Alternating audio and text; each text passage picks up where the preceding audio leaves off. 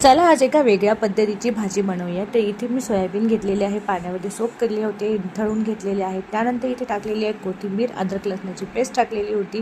त्यानंतर अर्धी वाटी दही आणि आपले जे काही सुके मसाले असतात ते सुद्धा ॲड केलेले आहेत।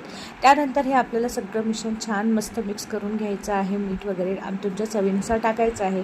या मिश्रणामध्ये आपण टाकणार आहोत कांदा आणि टमाटर, जे आपण नॉर्मली फोडणीत वापरतो, पण आपण पुढे फोडणीत न वापरता आपण इथे त्याला मॅरिनेट करणार आहोत आणि हे मॅरिनेशन आपल्याला अर्धा तासापर्यंत करून घ्यायचं आहे। त्यानंतर कढईमध्ये तेल गरम करून त्यामध्ये राई, जिरं आणि अद्रक लसणाची पेस्ट आणि हिंग याची छान अशी फोडणी करून घ्यायची आहे। आणि या फोडणीमध्ये दुसरं काही न टाकता बस आपण जे मॅरिनेशन केलेलं साहित्य आहे ते टाकायचं आहे आणि थोडंसं पाणी टाकून आपल्याला हे छान जी आहे ती भाजी छान होऊ द्यायची आहे। पाणी आटेपर्यंत आणि छान शिजेपर्यंत सगळं एकत्रित झालं पाहिजे। तर ही बघा मस्त अशी भाजी तयार होते कमी वेळामध्ये आणि चवीला खूप उत्तम लागते। एकदा अशी भाजी नक्की ट्राय करून बघा।